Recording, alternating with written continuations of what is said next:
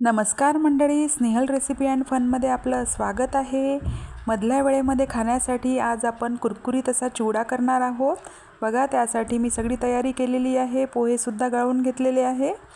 आता प्रत्येकाची पद्धत वेगवेगळी असते, तर माझ्या या पद्धतीने चिवडा करून बघा, अजिबात नरम पडणार नाही।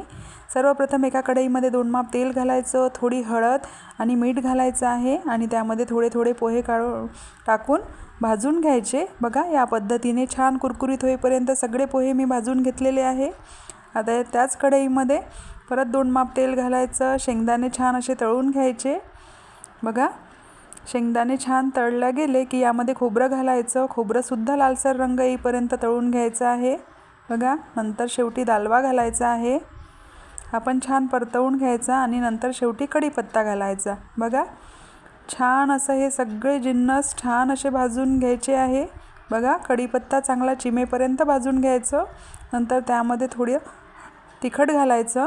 तिखट तुम्ही आवडीप्रमाणे घालू शकता आणि अगदी थोडं मीठ घालायचं आहे। पोहे भाजताना आपण मीठ घातलं होतं, त्यामुळे जास्त मीठ घालायची गरज नाही। आता हे सगळे जिन्नस या पोह्यांवर टाकायचे आणि 2 चमचे पिठी साखर पण भुरभुरायची। बघा, या पद्धतीने चिवडा करून बघा, खूप छान लागतो। चवीला एकदम भारी होतो आणि मुलंसुद्धा आवडीने खातात। बघा, 2 चमच्याच्या मदतीने छान असं मिक्स करून घ्यायचं। आपला कुरकुरीत असा चिवडा तयार आहे, या खायला।